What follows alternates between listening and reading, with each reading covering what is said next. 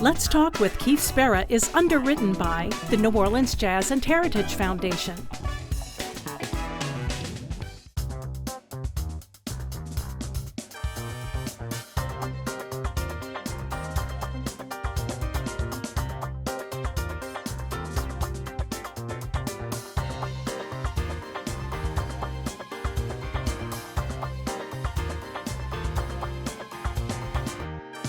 Hello, I'm Keith Spera from NOLA.com and the Times-Picayune. Welcome to Let's Talk. My guest today spends much of his time as the singer in The Revivalists, the most successful rock band to break out of New Orleans in years. But his two most recent life-changing projects didn't directly involve the band. They are his second solo album, named Take a Look Inside, and his first child, a daughter named Theodora. Here to talk about all that and more is David Shaw. David, welcome back to Let's Talk. Thanks for having me. This is the 45th episode we have taped, and you are the first encore guest. Thanks for having me back. Well, thanks for doing some things that are worth talking about. Yeah, man, I always love chatting with you. So let's talk about the bigger life-changing project first. Your daughter. Woo! You've become a dad for the first time. Your daughter, Teddy, as you call her. Teddy, yep, Teddy. Is almost a year old as we speak here. Did it change your life at all? Oh yeah. Oh my God.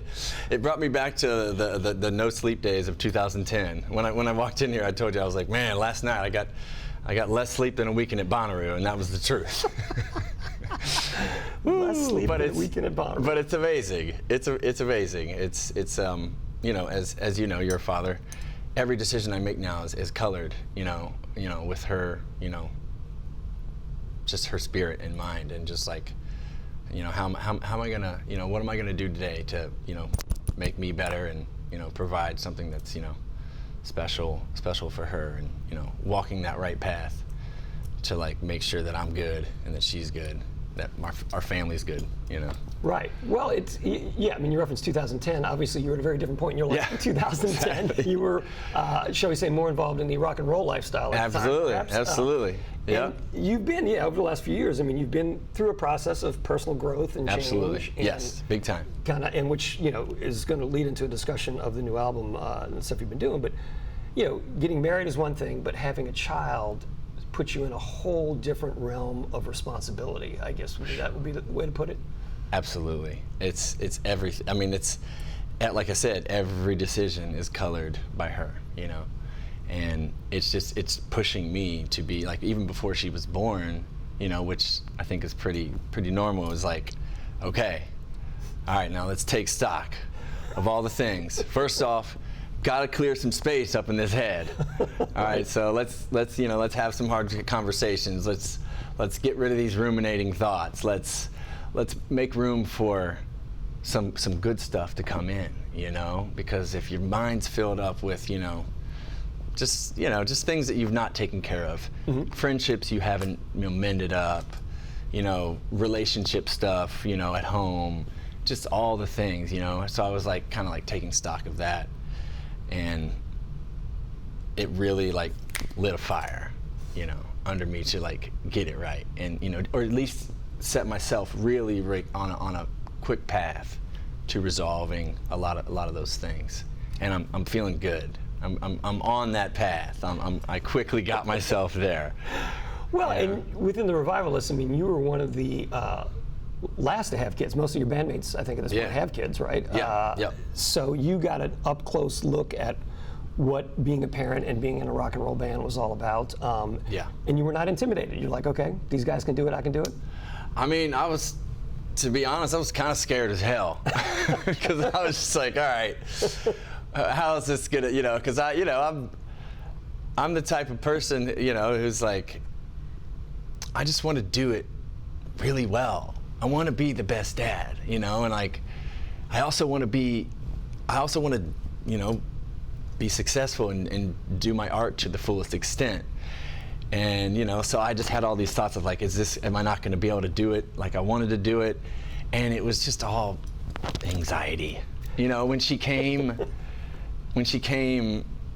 I gained this extra chamber in my heart, and I gained another gear in just energy in physicality, I feel like. And those two things, I gained, I think I gained another spiritual gear as well, and it's been a really beautiful process, honestly. Well, and it forces you, in a way, to be more efficient with what you do, because having a child, you're going to want to spend time, and that takes hours. Yeah. To be a proper parent takes hours. So that technically is, yes. There are fewer hours available to work on your art. So when you do, you have to be especially efficient, I guess. Exactly. Absolutely. Yeah. 100%. Yeah. It's 100%. I mean, she's taking a nap. I'm like, okay, I'm working on a song. Bring the monitor out there, I'm Bring the monitor out to the studio. Yep. Yeah. I'm like, okay. Oh, she's up. All right, put it down. Let's go.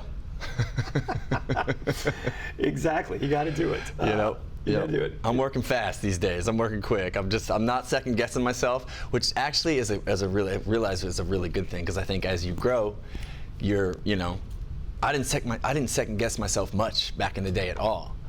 You know what I'm saying? In a bad way, maybe. In a bad way, but also in a good way, because I think sometimes when you're older, your judgmental brain gets a little louder, and you start going, well, what would this, how would this land, or how would that land, or what would people think about this? And I don't have time for that. So it's going to be either really good or really bad. I don't know. We'll see. But no, sometimes first take is the best take sometimes. That's what I'm saying. I'm a terrible actor. Terrible actor. The worst. I've tried. It doesn't happen. Doesn't happen? No. So you got to get you on the first take. You got to get me on the first take. Oh my gosh, I'm sure. Well, so I guess as far as making music videos, you're more comfortable just performing in your video, just like strumming a guitar, than actually trying to act out a scene or something like that. Yeah, I think. I mean, if I had some lessons, I could maybe get into it. But and also just when I see myself on camera, I'm just like, no, just go to somebody else. I don't need this. If you're just tuning in, my guest today is David Shaw, the singer from The Revivalists. So you talked about, you've been through periods of kind of self-reinvention and self-reflection and change over the years. Yeah. I got to figure a lot of that is distilled into the new record here, Take a Look Inside. I mean, just the title in and of itself, Take a Look Inside. Yeah. It's talking about self-reflection and self-examination. So what was the mindset going into this record? I mean, were you looking to sort of reflect all these things that you've been through? I mean, obviously, and there are broader themes on the record. We'll talk about Alabama and these other sorts of things. Yeah. But in general, I mean, was this supposed to be a portrait of where you're at in your life right now? I mean, it definitely is, as most of my records will be. There's a lot of past. There's some fiction in there, but it's mostly just autobiographical things that are happening inside. Especially with the first song on the album and its namesake, Take a Look Inside. I was doing some meditations, shall we say, and it led me to, I was doing some meditations and sitting with my anxiety that I was having at the time. I was kind of flipping back and forth between being sober and not so sober, sober-ish. Sober-ish. And I think a lot of people look up to me as the sober guy. And so, but I wasn't, I was during the pandemic, certain things were happening and I was kind of going off the rails a little bit, to be completely honest. But then I would get back on, and I'm back on the rail, and I think that is so many people's journey to sobriety, and so I got curious about, because it did, doing some of the things I was doing it didn't make me feel good. It wasn't fulfilling anything. It wasn't doing anything. So when I sat down to do these meditations and kind of bring up this anxiety, the thing that I was running from, what am I running from? What is this? What is going on here? Let me just sit with this for a sec. And I sat with it and I talked to it. I said, okay, what do you need? What is it? I used a little bit of what I know of IFS, which is internal family systems therapy. It's basically like talking to your protectors that protected you, kind of came up as it's basically parts work. Parts work. If I could talk for a long time about this, but basically quickly, it's like there's this guy Richard Schwartz who came up with this idea of internal family systems, and we all have these internal parts and protectors that protected us at one time, when we were young, and they're still inside of us. Mm-hmm. And they're very vigilant and very good at what they do. And sometimes they're a little too vigilant as we get older, and they create this anxiety, or they create this. And so you have to kind of, his way is it's going in, and he kind of leads you, but you can do it on yourself.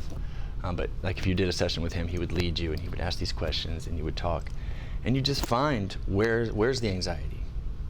Then you'd locate it, and then you just talk to it as if it's like a entity, or if it's another person inside of you, and you just say, hey, like, I thank you for what you did for me, when I really needed you, but you say like, I'm okay now, that moment in time has passed, because they don't know.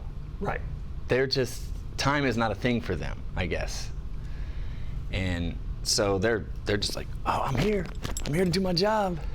It's like, no, it's okay. It's like, I'm past that, whatever it was back in the day. So I did a lot of that, and it was extremely helpful for me, like extremely helpful.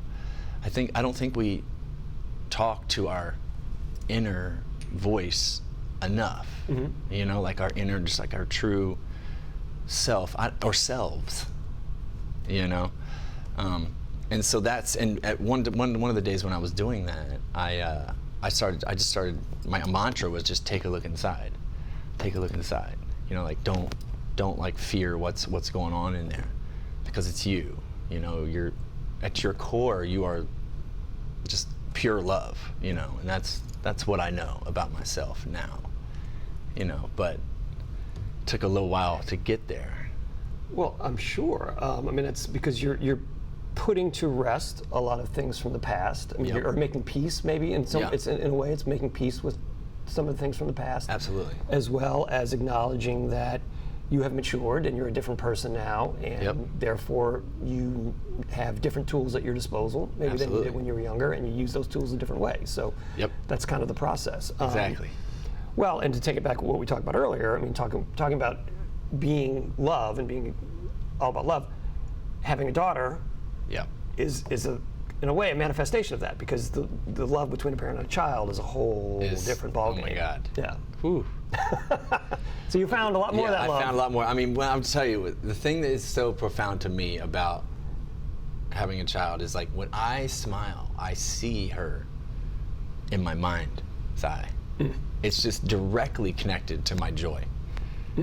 Every time I smile, I just see her face. It's amazing. That's wonderful. That's wonderful. If you're just tuning in, my guest today is David Shaw, the singer from The Revivalists. How do you decide when you're writing music whether or not it's a song for your solo record or a Revivalist song? Because this is your second solo album, so you've put out roughly 24 songs on solo records now. Revivalists have, 6 records at this point, something like that? Yeah. So how do you, when a song comes to you, how do you know what direction it's going to go in?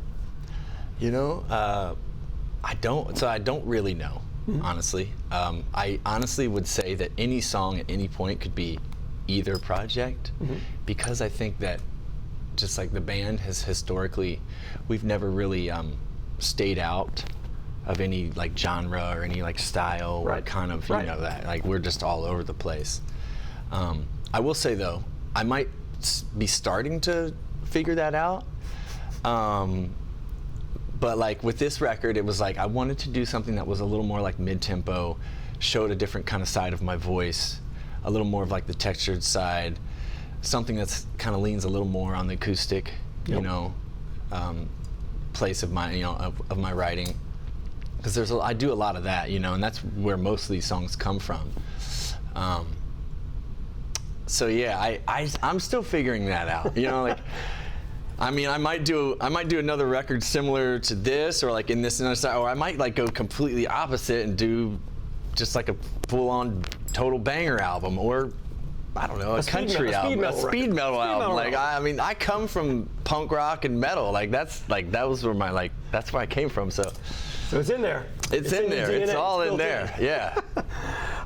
One of my favorite tracks is "Arms of the River," which is just a beautiful. I mean, it's got this kind of blues gospel feel to it. The cover of the single of that is a picture of you and your sister as kids, which is a very sweet picture. And she sort of inspired that song, I guess you'd say, Arms of the River? In some ways, absolutely. I wrote the tune with my brother Pete Morano. The guitarist, people know from Orleans Avenue. Exactly, yep. Great friend of mine. We wrote the verses, he wrote some of the verses, and then we kind of put the song down for a little bit, and then sometime later, I think I was having a conversation with my sister, and she was going through some pretty tough things. Mm-hmm.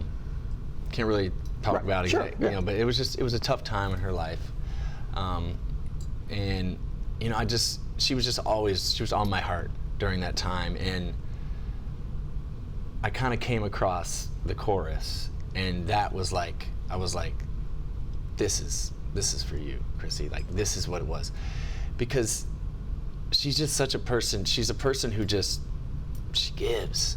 She's a giver of, like, sometimes to her detriment, I think, as we all can be sometimes, and it was just like, I wanted to give her something, and something that was like, timeless for her to just, come to. Music can make us feel something, and, you know what I'm saying? Like, I go to certain songs or certain vibes when I'm just like, man, like, this is what I need right now. And I just wanted that song to be that for her.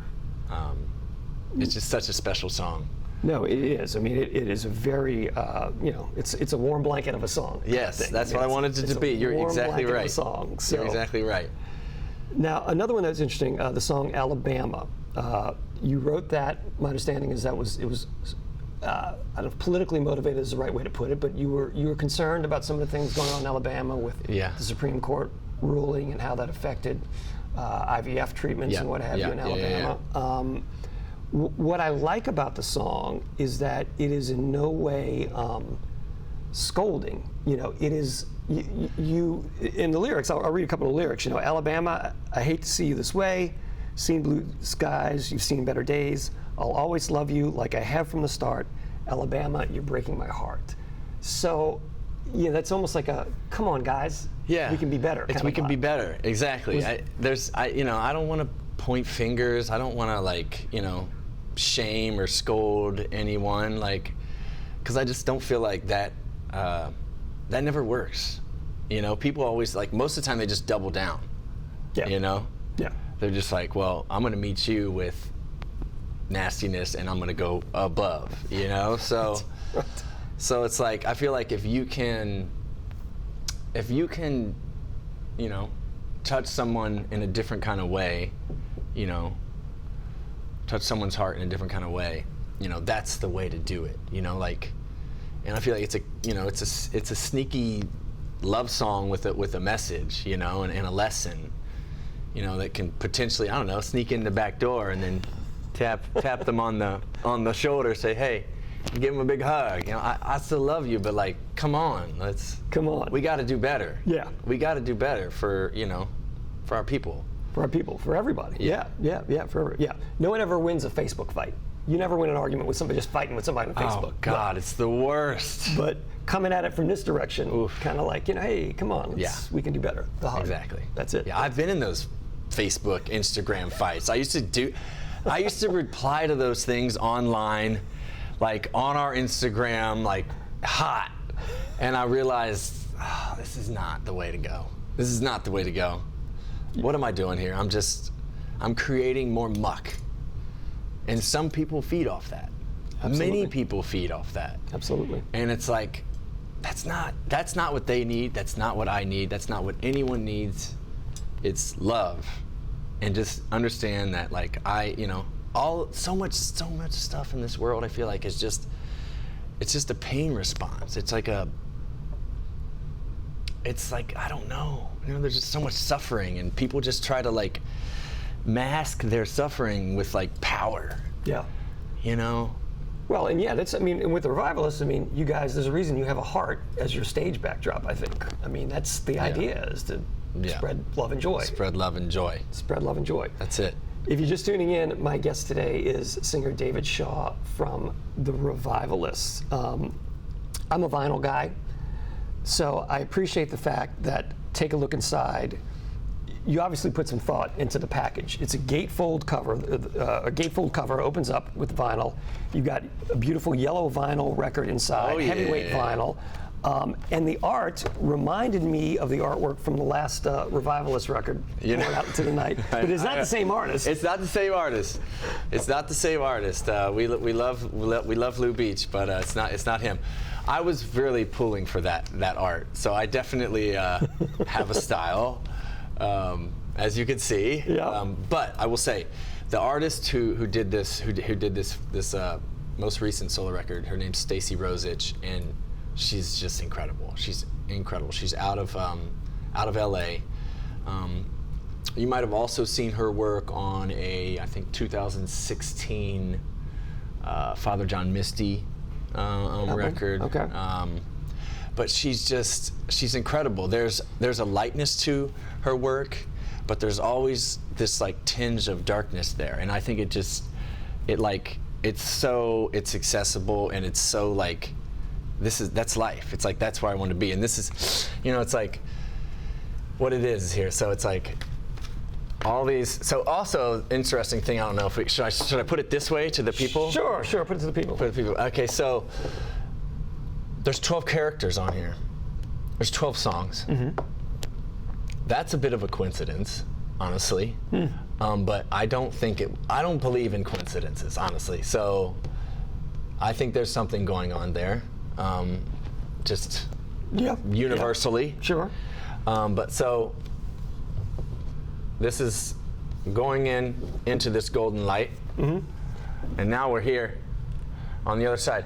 And there's a part of this that you get in another piece that shows this, like, there's another piece of this. Okay. Hold on. Oh yeah. Sorry. It's right here. Right back. I'm coming from this, and now I'm in this basically this world that she created, where there's, it's serene. It's serene. But it's a journey. It's a journey. So it's a different life. Exactly. Your journey, kind of. Exactly. Okay. That's correct. So I was correct. A lot of thought did go into this package. A lot of it. A lot. Yeah. You didn't just slap a picture of yourself on the front. Nope. Nope. Oh man. Speaking of which, there's the promotional picture that you released for this album. It's that kind of headshot of you. It's kind of a hazy look, and you've got the very cropped hair and the sunglasses on. It's a very austere look, I guess, for you. Yeah. Is that the one with like the? I have the sun. Yes, I know exactly what you're talking about. Yes. Yeah. It is a very intense look. I like that. Yeah. Thank you. But it's funny. It's because talking to you, I don't know if that personality is in that picture, because it seems just very like I know. But it's interesting. I'll tell you the truth, I didn't even know that's what they chose. I didn't. So that was one part where I didn't actually micromanage. Yeah, I was like, I took a bunch of photos with our photographer, chose a bunch that I liked. And then that one just went out as that's what it was. That's your representation to the world now. Exactly. We've got a couple minutes left. Real quick, I know you'll be touring latter part of this year on your solo record. Yep. And then the Revivalists. What's coming up next with those guys? With your day job? Well, we're taking some time off as I'm kind of doing this solo album. And then I think we're gonna we're gonna do some shows here and there. And then we're gonna hit it, in the late summer to fall of 2025. So that's gonna be the next big tour. Yeah. Maybe make an appearance at a springtime festival in New Orleans or sometimes. Yeah. I would hope so. Yeah. All right. So for the next few months, though, you're gonna focus kind of on your record and. Yep.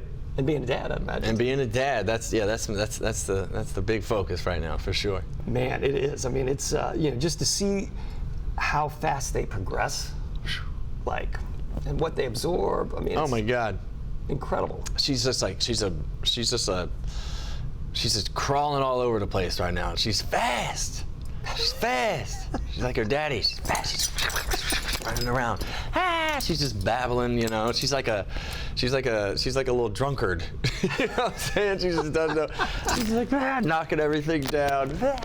Maybe like her dad many years ago. Teddy, no. No.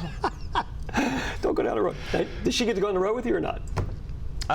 She has done some things, but not a ton. Like she won't be on this next tour just because it's just like it's a bit of a grind. Yeah. You know, we're gonna be out 3.5 weeks, and it's not gonna be much downtime. Right. But she got to go out to Jazz Fest last year. And Oh yeah. so she's made her Jazz Fest debut. Oh yes, and they made a super sweet sign for her. David Foster came and Jazz Fest presented. staffer, Yes, yep. So that was really, really special.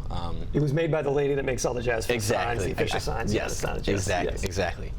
Which was so cool and so special and just so thoughtful. You know, like I was just like, oh my God, you got so much to do, and you're thinking about little old Dave. Thank you, Jazz Fest. Love you all forever. Well, and what a great souvenir for her to have as she grows up in a rock and roll family. I mean, that's kind of cool. That she it's framed. It's good to go. Well, very good. Well, David, once again, it's been a pleasure visiting with you, man. I encourage everyone to check out his new record, take a look inside, catch him on tour when you can. And now you've been on the show twice. Hopefully we'll have you back again down the road. Yeah, third time's a charm. Let's go. All right. Well, thank you, everyone, for tuning in. Thank you once again to David Shaw. I'm Keith Spera. We'll see you next time on Let's Talk.